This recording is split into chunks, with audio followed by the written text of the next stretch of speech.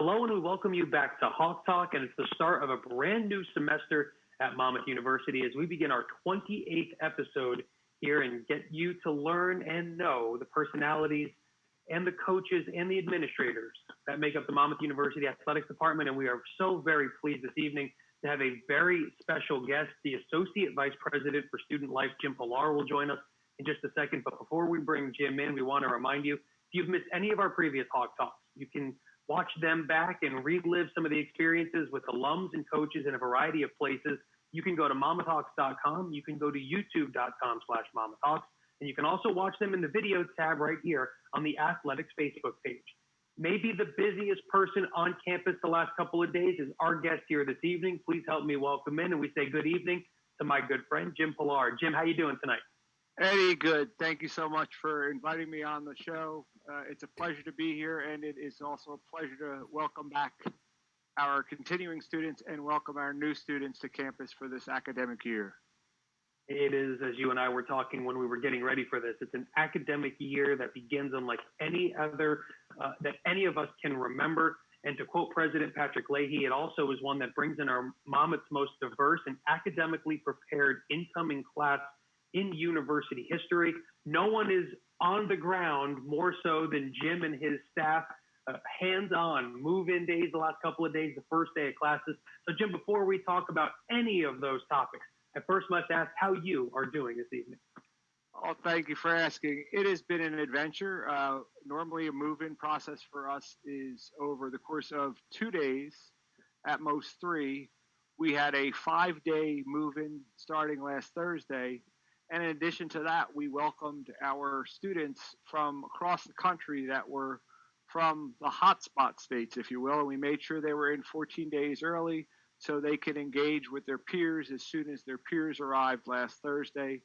So it's been hectic, and this is my 25th opening here at Monmouth, 30th in the field of student affairs. So it's the energy of our students that has kept me going for the past 30 years and keeping me going tonight and for the rest of this academic year. So it's our students that provide me with the energy to do what I do. It's fitting that your 25th anniversary, the silver anniversary of your being in this position at Monmouth, that it is this most unique, challenging, and really just crazy year. And there's nothing to prepare you for anything like this, Jim. All the previous 24 openings, number 25 has to be by far the most unique for you. And that's one of the messages I convey to our student staff, our professional staff. When we started staff training, I said, raise your hand if you've ever opened a residence hall or a campus in the middle of a global pandemic. I said, none of us can raise our hands. So we're all going to experience this together. We're going to lean on each other. We're going to look to the things we were taught, how we were educated to deal with students and student development. And we were going to apply those same principles to what we're doing.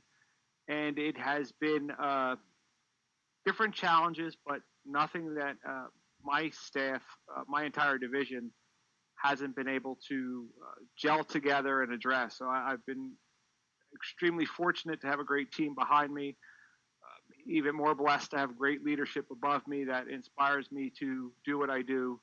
And most importantly, now that our students are back on campus, the energy that they bring to all of us is rewarding. So it's a heck of a way to kick off number 25. It will most definitely be one of the most memorable, and I'm hoping this is the opening that is the most memorable for something unusual, and we get back to our normal business of running the residence halls and running campus.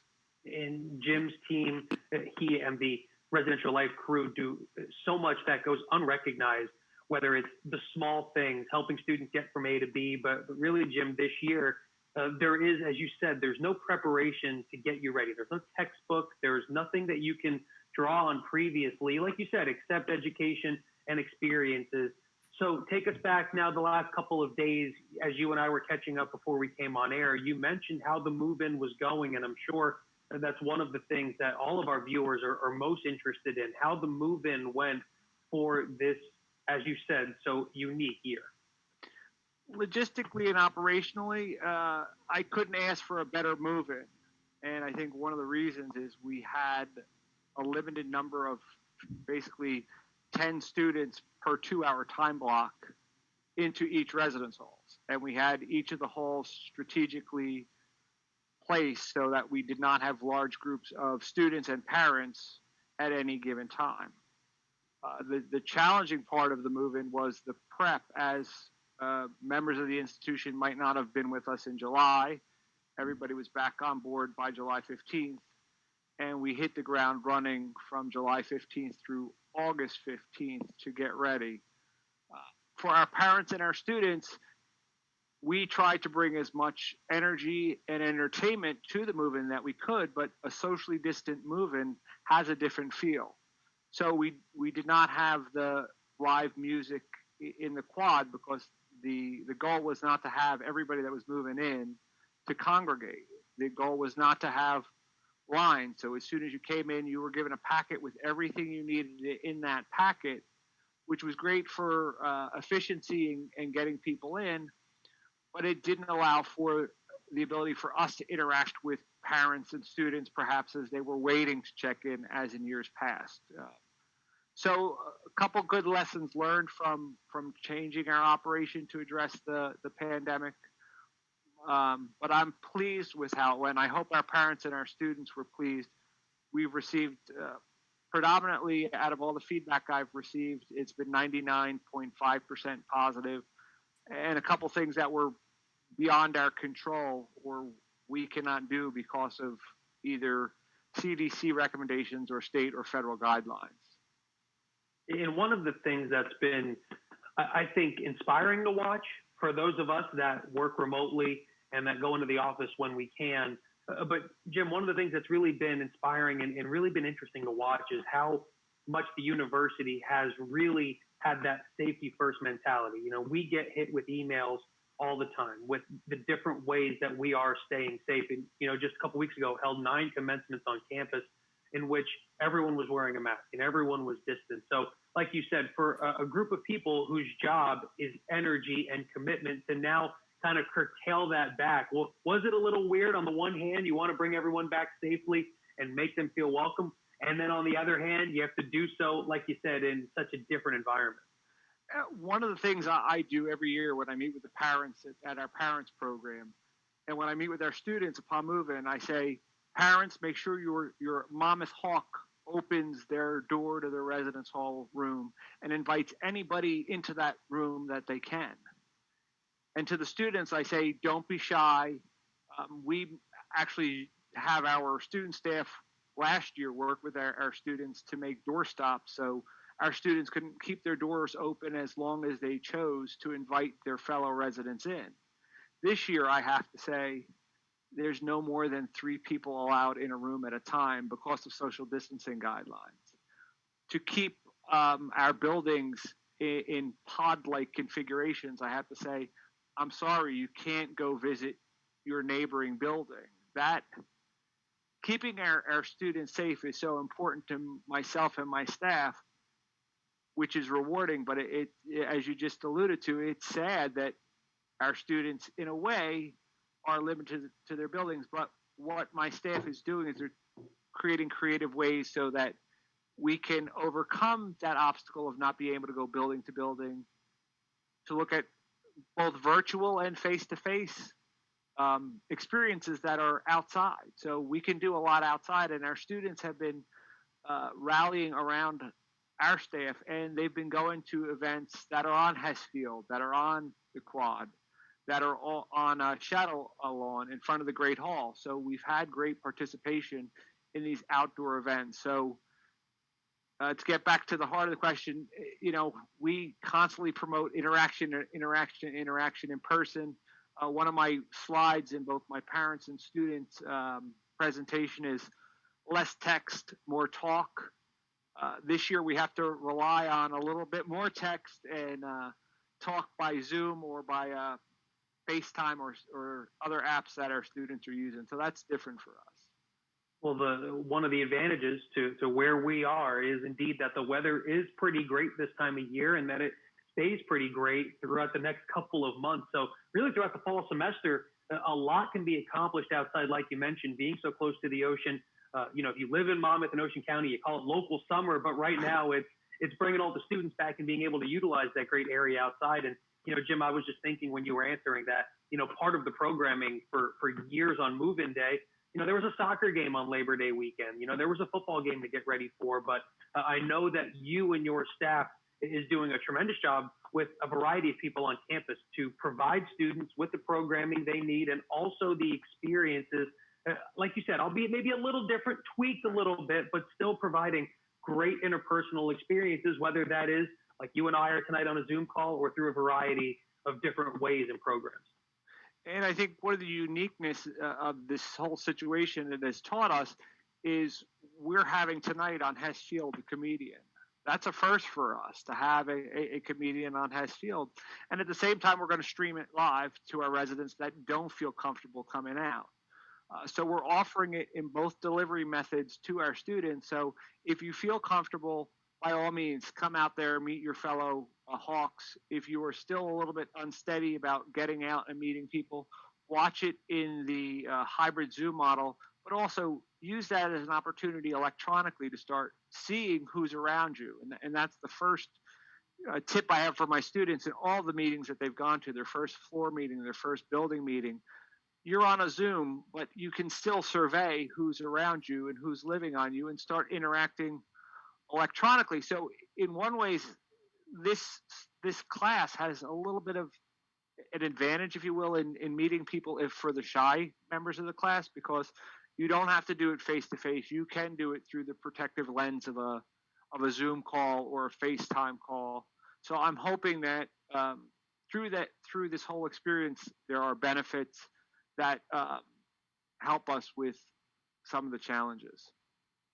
And whether it was welcoming in that new class that we mentioned at the top of the program is, again, the most academically prepared class in Monmouth University history and diverse, or it's bringing back students who just finished a semester virtually. Jim, I don't think that point can be overstated enough, that the returning students who last year in the middle of March were forced to go home and were forced to really change their thought. Now, I guess the theory too is that they've got experience, what it's like to finish a semester that way.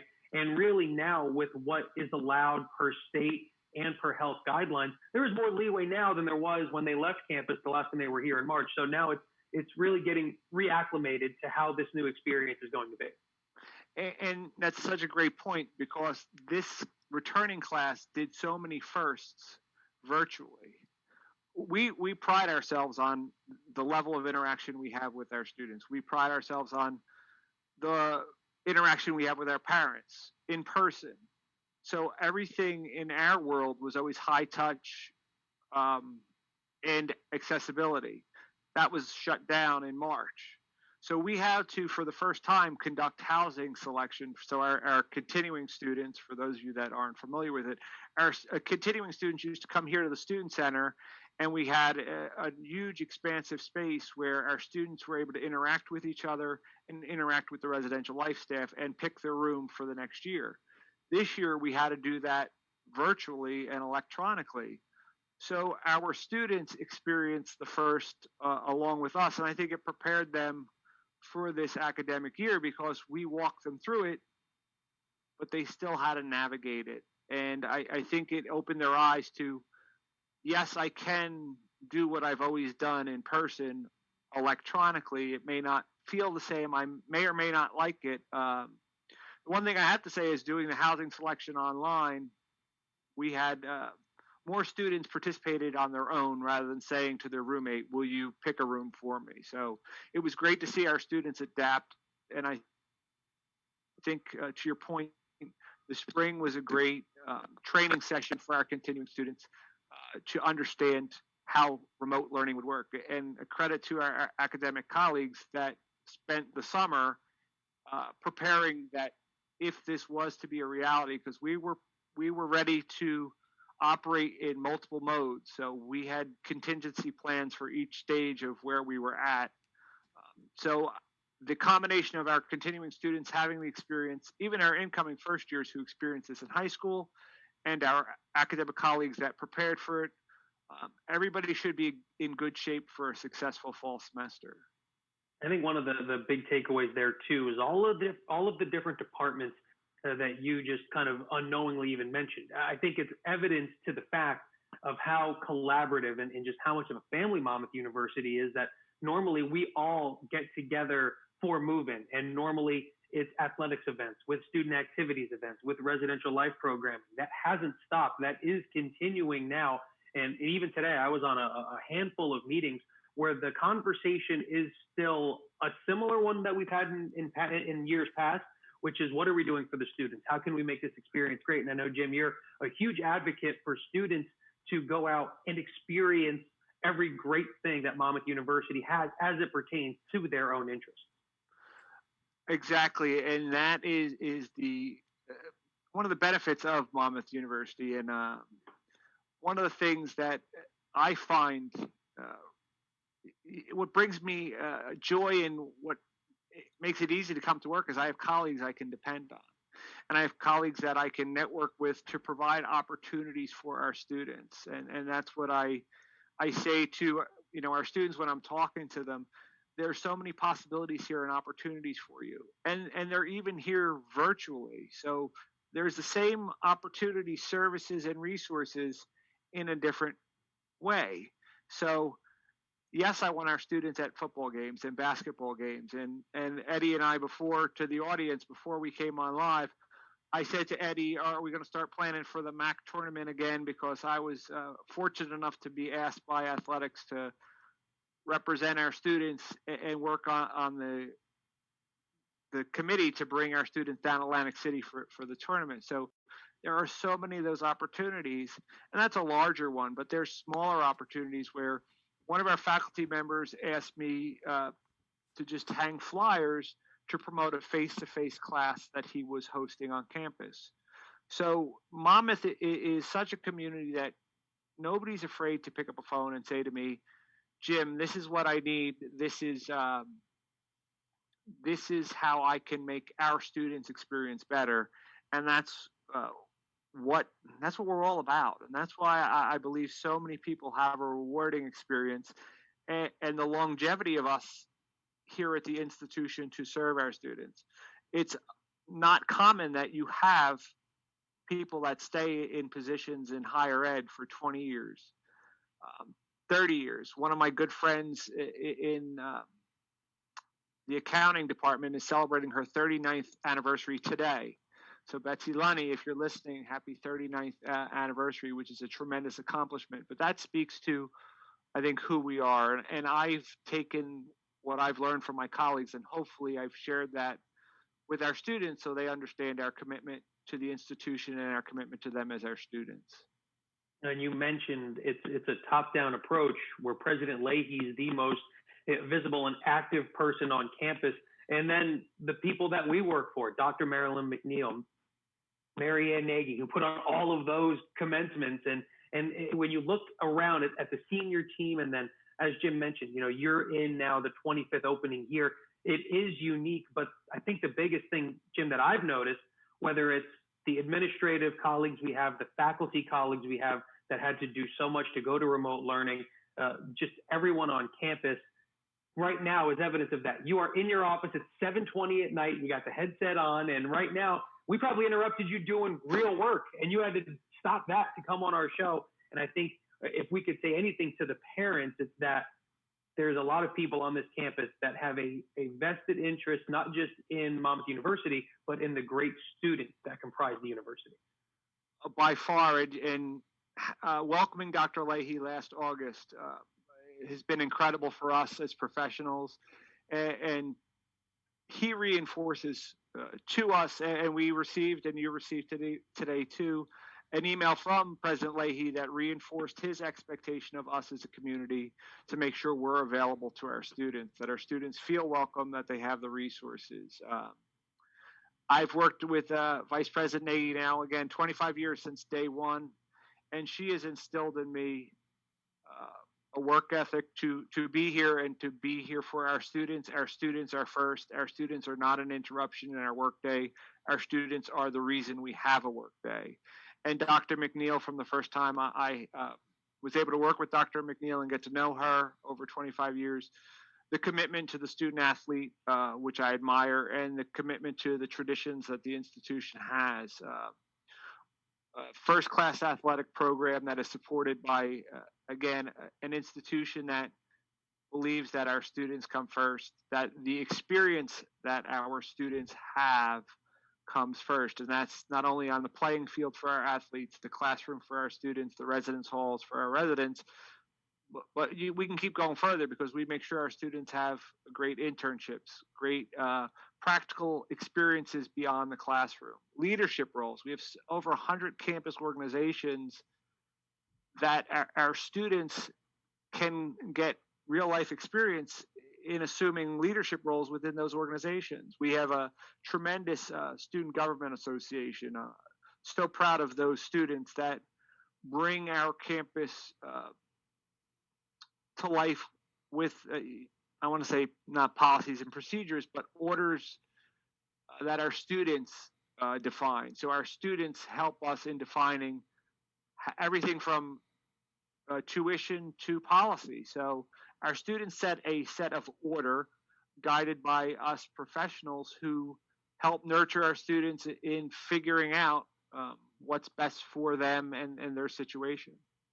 And whether you're an incoming freshman, whether you're a returner, whether you're a transfer or a graduate student, I think Jim started to get into it a little bit there, but the opportunities on campus really are abound for students that want to get involved, whether it's in their major or whether it's in an area of interest or passion to them that is so unique. And I know, Jim, one of the things that when you and I were kind of catching up and getting ready for our show here tonight that stood out to me that you mentioned, although Monmouth right now looks different because there's more distance, there's some tents on campus, there's different visual things going on. Although the campus looks different, there's still so much of it and the experience that it provides that is the same for students. And that is the point.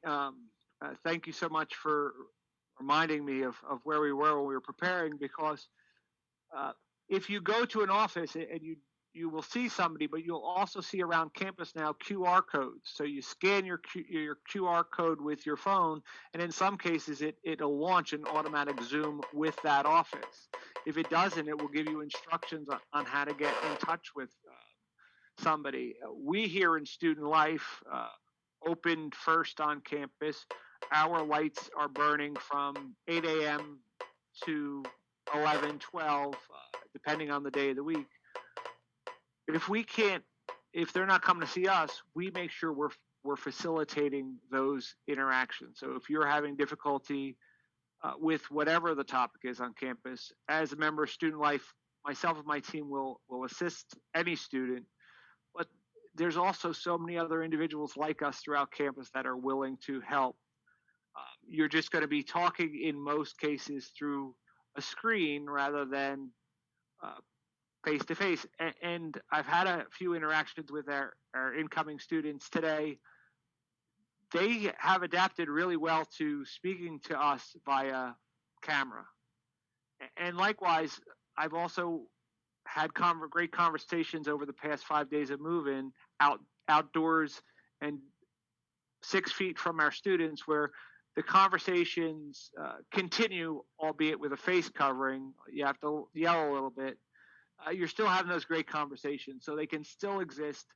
It looks different. At times, you'll see campus gets a little quieter as students are engaging electronically, and then you see them come back out and start to engage outside.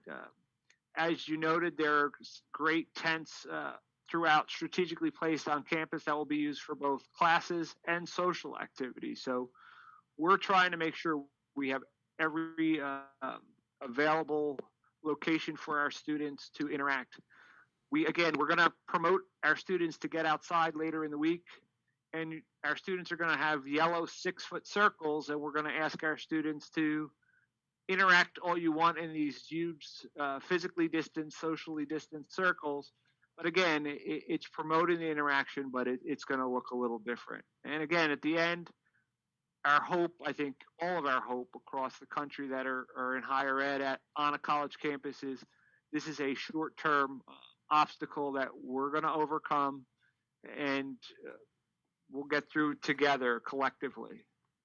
And I think that's really been the messaging that we hear across really every conversation, whether it's athletics, whether it's student life, whether it's any area of campus. It's been the more that everyone together as this family does chip in and does follow the rules, then the more we can be together, whether together means on campus, talking through screens, like you said, but there is, whether you have a mask on and you're 6 feet apart, or whether you're talking like Jim and I are now electronically, that personal touch that we've been doing since really March, whether it's with coworkers or avenues like this, that hasn't really missed a beat. And I know it was a challenge at first, and I know it's something the students got used to at the end of last semester. We got used to between the spring and then the summer. And now here we are, like you said, a temporary fix to ultimately get us back to what we're all used to. And I think about, when I was thinking about preparing for this opening, I remember a large number of our student life team, our athletics team, our administrative team across the board on campus, we went through Superstorm Sandy.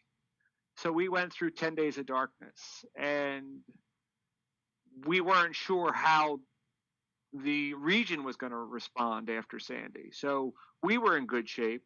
We had one of the largest safety shelters in the state, right in on campus, but we weren't sure of the rebuilding around us.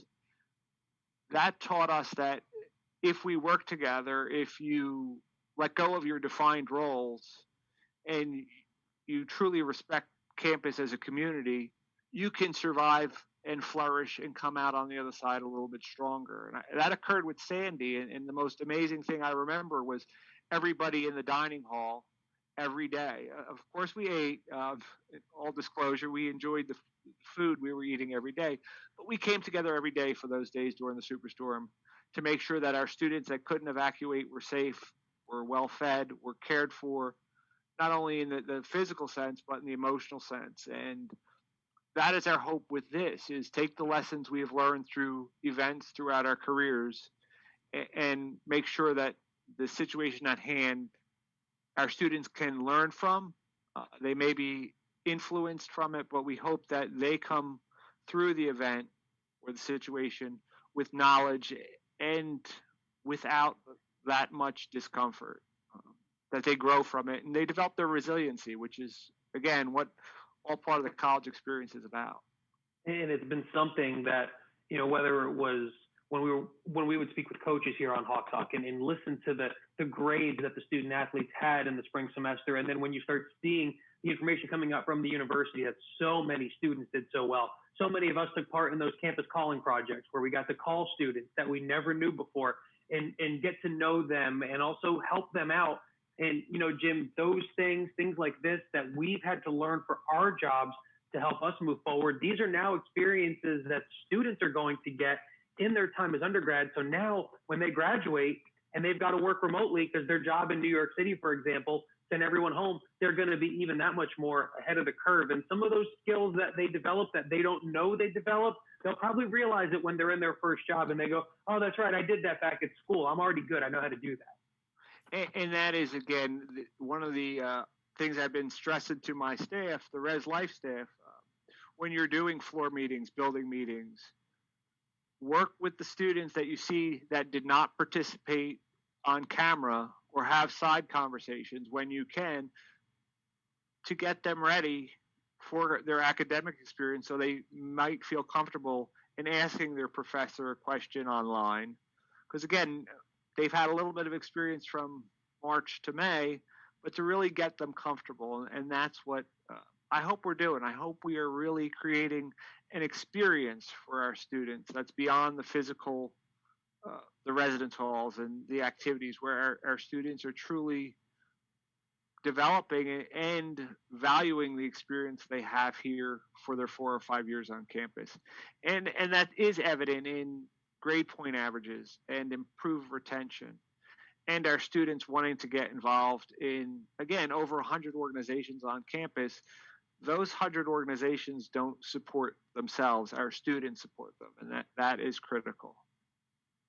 If you've missed any of our conversation here this evening, again, you can re-watch back our 28th episode of Hawk Talk in a variety of places, monmouthhawks.com, all of our social channels as well. And I know one of the key points that I'm sure, and Jim addressed it earlier, but I know one of the key points that really everyone who is going back to school here in this wild fall of 2020 wanted to know was how prepared each university was and how each school was to welcome back students. And I've been on campus just a handful of times, but Jim and his staff has been in it the whole time. And Jim, I know that as we got ready to bring the students back, whether they were returners, whether they were new students, that your staff, facilities, everyone made sure that it was really the safest way possible. And like you said, the overwhelming feedback from parents to this point has been positive. I would say I'll give you the opportunity to talk to those parents and to those students and those prospective students as well who were looking at Monmouth with just how much the detail went into making sure that this experience could be as close to normal for them as possible. So we started planning in late May for different scenarios on how we would look in the summer and in the fall. So what would campus look like? If we were in a normal operating environment, by then, what would we have to do to prepare to keeping our students safe from a cleaning perspective, from a density perspective, from a food perspective? And then as time progressed, we realized that business was not going to be the same as it was for the fall of 19. So we came to the realization that we had to make sure that we not only were adhering to the letter of each of the policies that the state of New Jersey, the CDC, the federal government was sharing with us, that we were also truly adhering to the spirit of it. So under the direction of VP Nagy, the crisis management team, we started our fall restart plan. And the original document from our subgroup may have been 50 or so plus pages of raw plans. And then we would discuss them with different campus community members to make sure we hadn't missed anything. So we would say to people, what did we miss? And then weekend, I said for my weekend fun in June, that was reading other institutions' opening plans that had published first to see what they were doing, to make sure we were doing that, and what could we build upon? What could we do to make sure that our students were safe? And that required arranging everything from trash pickup to, for the first time, offering our students microfridges in their rooms. So to provide our students the opportunity to reheat food, because we understood at that point when we were planning, food was only going to be to go. So we had to make sure that not only our students could order food, get it back to their room, reheat it, but then we had to make sure that, people don't think sometimes the detail that we're now addressing trash and food that is now being prepared in the residence halls, which is new. So every minute detail was looked at. And if you think about feeding our students, we have now an app-based smartphone technology where our students can order a meal, or they can still go into the dining hall and order, maintaining social distancing. We recovered, again, we came out, it was our first time using it. First day, there was a little bit of a wait for our students in navigating the app, but we made the adjustments on day 2, and our students are having a great experience with it. So all of those nuances and intricate parts of our students' experience here on campus had to be planned. How are we going to do a first floor meeting? And more importantly, for our students that have deferred, our students were given the option to push their admission and or their campus experience to the spring. How do we keep those students involved in campus? So all of our students that deferred, if any of them are listening, they will be getting a letter from their residence hall staff within the next 3 weeks that explains what's happening. And they'll also be invited to, as they are today, but to make sure that they know when every virtual program is. So to think those things out ahead of time, in addition to the safety and security, to make sure that the buildings are cleaned once a day, sanitized once a day for 2 complete cleanings, to make sure high touched areas are wiped down. We had to also relocate our student mailroom, which we're in the process, knowing where it was previously didn't allow for social distancing, didn't allow for our students to have enough room when they were coming up and down with their Amazon packages. So we had to reconfigure all of those. We also added different entrances and exits to our residence hall. So that required getting the technology for card access. So all those preparations, that was basically May and June and part of July. Again, with the inspiration and the motivation that Dr. Leahy provided us in making the campus experience safe, and not rushing it. And that was the one thing that, I took away from the whole planning process. If you had to give an instant answer, it may not be the right answer. So let's all work together, work collectively, and be open to feedback on those opening plans. And from what we've been able to execute so far, it's been going to our plan, and I'm very fortunate, and I hope that our students and our parents are having a positive experience with that. And it's been something, whether you are keeping tabs on it remotely or through social media, that it will be constantly updated. That's where I get my news when it comes to the university. I go on Instagram, I go to the Monmouth University account, I just tap and on the story, and it's constantly updated, whether it's, as Jim was mentioning, the food or the health or the different resources available to students and to parents as well, because there's a multitude of ways to stay connected with your student. And again, Jim, I know we probably took you away from troubleshooting and plenty of work, but all of us really wanted to thank you for giving us the time to come on the show, be able to talk firsthand to students, to parents, to prospective students with everything that your staff and the university has been doing. We really appreciate you and everything that you, your staff, all the work that they do. Really, thank you so much. Well, thank you for the kind words, and it's about the team that is student life and residential life. Tremendous individuals, from those that have just joined us last year to those that have been here longer than I. It truly is a team, a collaborative effort. We're grateful to our students. We're grateful to the Monmouth experience, and I think the expression "hawks fly together," I'm not sure what year that started. It has never been so true. I'm fortunate. I have 2 family members that are also Hawks. One is an alum, one is in their last year. So Monmouth is a family, and that connection that our students have, I hope they have more than just a transactional relationship with us, where they understand we're invested in them, and we hope they become invested in our community. And it's like I said at the start, our students give us energy. It can be grueling work. It can be late hours. It was move-in started every day at 8, and some days it went to 8 p.m. And 12-hour move-in day, 3 days in a row. My associate director of residential life, a big supporter of the athletic program as well, Megan, she was tremendous with getting her team, and a tremendous number of area coordinators that gave every day for more than 5 days. They gave everything for the month of August, I would say.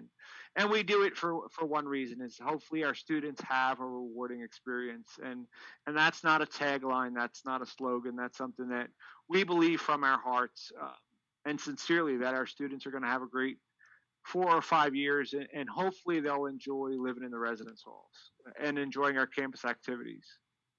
Well, no doubt you will never forget your 25th opening at Monmouth. And again, Jim, from all of us, really thank you for coming on and for being able to share the experience that was getting the school ready to be reopened, and the dorms and the residential halls as well. Thank you, and wish you the best of luck on year number 25. Thank you, Eddie. Take care. That's Jim Pilar, the Associate Vice President for Student Life here at Monmouth University. If you missed any of our conversation tonight, MonmouthHawks.com, YouTube.com/MonmouthHawks, and the video tab right here on the Athletic Facebook page is your way to keep up to date on all of our Hawk Talks. For Jim and our entire crew with the Monmouth Digital Network, I'm Eddie Acapinti saying good night.